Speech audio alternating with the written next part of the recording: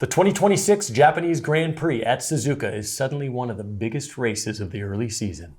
Can Kimi Antonelli repeat? And are the McLaren and the Red Bull dead on arrival?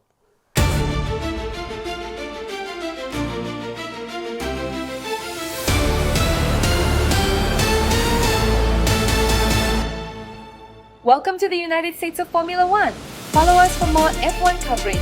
Now your hosts, Nikki and Cookie. Take it away, boys.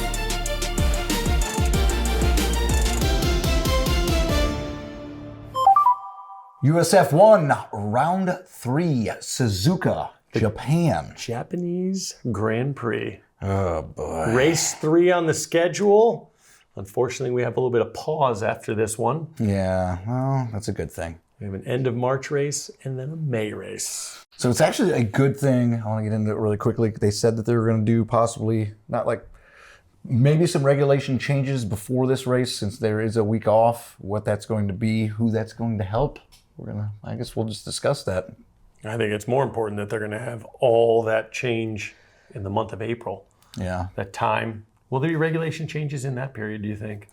We'll have to find out. I know they're trying to make it so that it's not just Mercedes running away with it. It's a shit show. It's fun.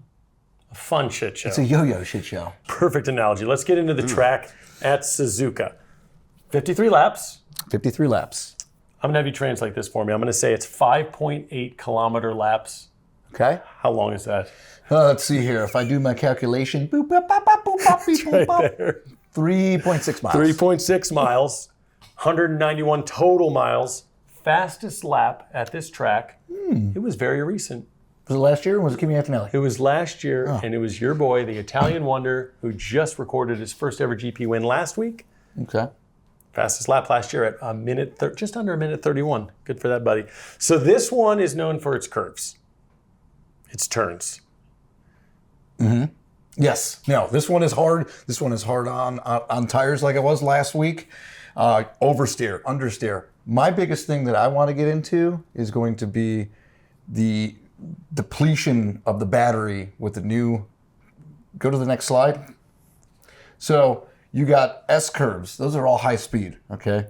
So you're going to start turn 1. Where are they going to recharge the battery? You're not going to be recharging around the S curves. You got the Dunlop, the Danger, right? The hairpin and the spoon are going to be your points, but those are long straightaways. Are we going to run into like the same issue that we ran into where they're running out of battery power, not going super fast down the straight? I believe so. I love how they name these turns here with the S curves and the hairpin. I like the casino triangle. The casino triangle. It's in Japan. It's an Asian race, and they love their casinos. Oh. There's going to have to be a casino triangle. But you do make a good point, because when you go all the way from the spoon all the way down to turn 1, that's basically half of the track. Yeah. They're basically going to be super clipping that entire time, struggling for regeneration of power. I thought you were more of a Great Clips kind of guy. I'm not a super clips. This is actually a fresh Great Clips fade. See? You know who used to hate Great Clips was my son. Yeah. 12-year-old Nolan. He loves it now. He finally got a good lady that we do, Jennifer. I was going to say, is it because of the girl? Shout out to Jennifer. Go Jennifer. She gives a really good clip. So, this track specifically will punish your understeering. Yes. So with all those turns, you have a lot of wear on the front tire. Who's going to do the best with managing their understeering, minimizing it? Well, we know it's not going to be. We know it's going to be Ferrari and Mercedes, right? They right now have the. It's hard to tell though. Again, we've been reiterating this. The Pirelli tires, all new, smaller. Degradation is completely different. We kind of learned that in the last race when Max started on softs and they lasted about nine laps. Yeah. So it's a learning curve completely on all of these tracks. So yeah. So getting into Mercedes domination, because I could look at that track picture all day, by the way. It's like a slithery little snake. Well, it's not on it anymore. Now it's Kimi. I know. I could look at that too. That is a slithery He's little also snake. a slithery little snake. So I would say they're not just leading right now.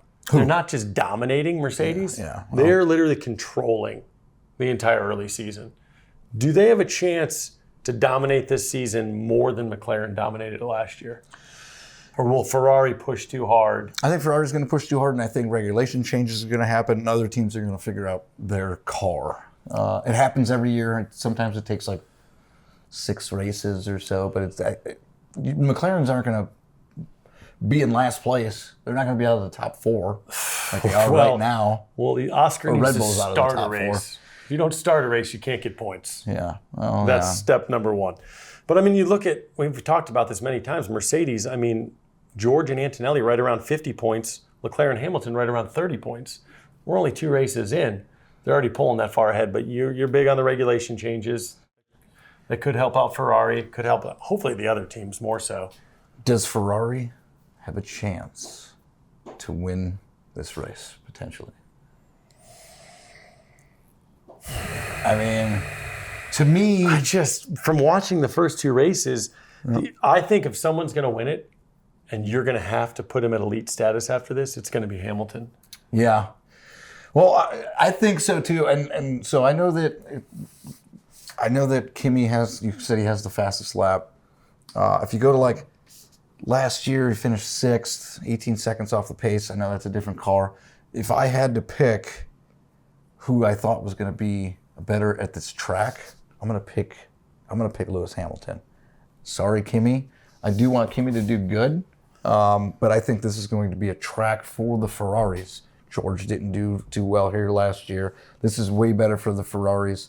You know, they're going to basically, I guarantee you, they're going to be leading by turn 1. Mm-hmm. They always are, even if they're out-qualified by Mercedes. But if they're going to be a chance for a early win for Ferrari, I think this can be the track to do it. Well, I mean, Ferrari's better on tight turns. There's going to be a lot of quick direction changes on this track. So I think this is the first race of the season that they do maybe have an advantage. Yeah, I mean, at least a chance. Until Mercedes quits sandbagging, we're not going to know.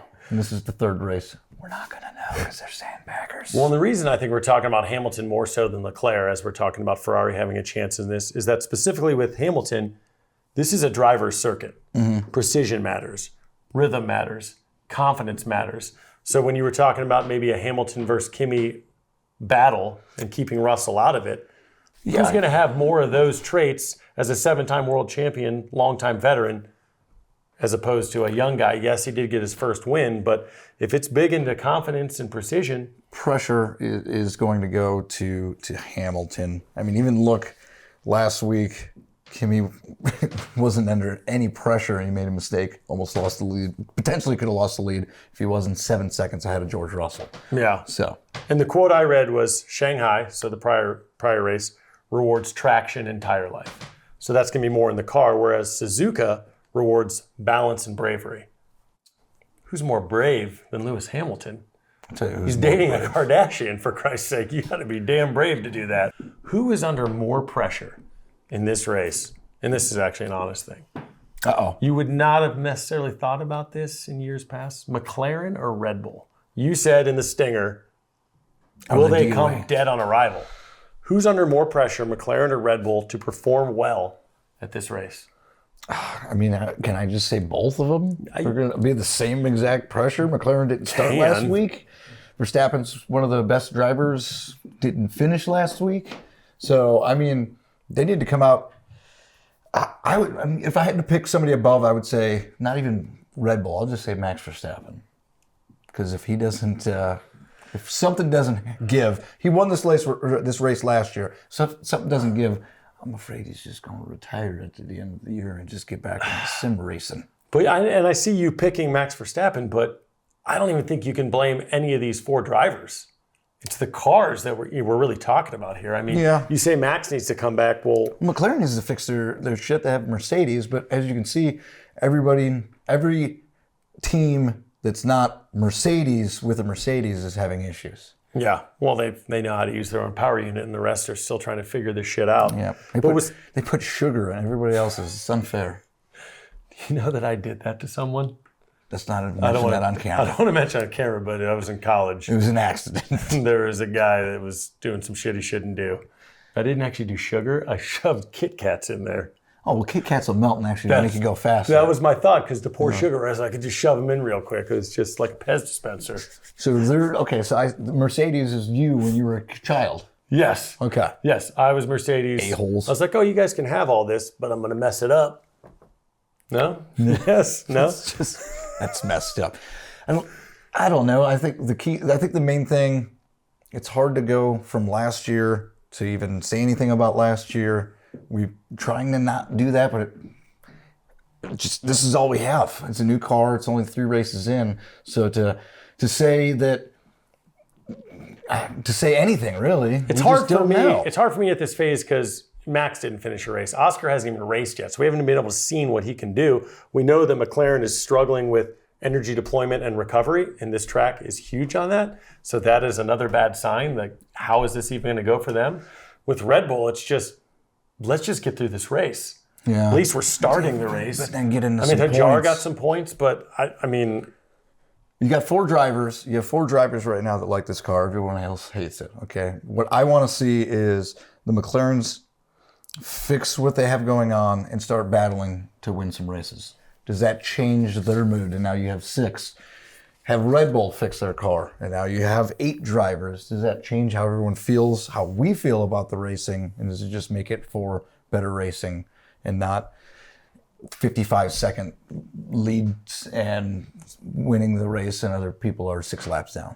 I mean, that's kind of what we run into with McLaren last year, but it's exemplified even more this year. You at least have Ferrari in there. But yeah, I think everyone is excited about the overtakes that we're having, but I think they're almost kind of fake news overtakes because you're re-overtaking right away.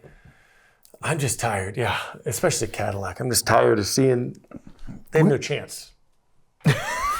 No fucking chance, and I'm tired of it. It's going to be like that all year. Well, it's going to be like that all year. I haven't been watching Formula One long enough to know how bad a new team does. But when you finally have a hometown team, and I was super excited about it. They're going to get some upgrades. It's going to be a couple years. Look at Audi. Audi's dominating, but they were, they're Audi. Cataracts. So we're going to go to Suzuka. Yes. Hope for some regulation changes. Hope that when we don't go to Bahrain or Saudi Arabia, but when we come back to Miami, some shit's fixed. Yes. So. I'm excited. I'm still excited. I know we sound a little negativity. Maybe we sound like some whining fans, but it's just, it's such consistency over the last few years, and there's just a lot of bugs to figure out. But I'm excited for Japan. Suzuka. Suzuka. Suzuka. And then a long break. So we'll bring you some stuff. Do a post. I won't be here for the post, and Boogie, I think we'll have a special guest here. Don't tell them that Boogie's going to do the post-Japan coverage. No one will tune in. Okay, just take me and and then Boogie talk. Yeah, we'll just put a freeze frame. He can do that. He's good at editing. I think he's having a special guest. So yes, possibly. I don't know. Somebody's going to do the show. I won't be here. Well, I still go Max Verstappen because that's who Boogie's going to pick in his predictions. Enough already. Love you. Follow us on YouTube, Facebook, Instagram, and TikTok. Join us next time on USF1. Give us a like and subscribe. Copyright Brugman Media Limited. See you next time on USF1.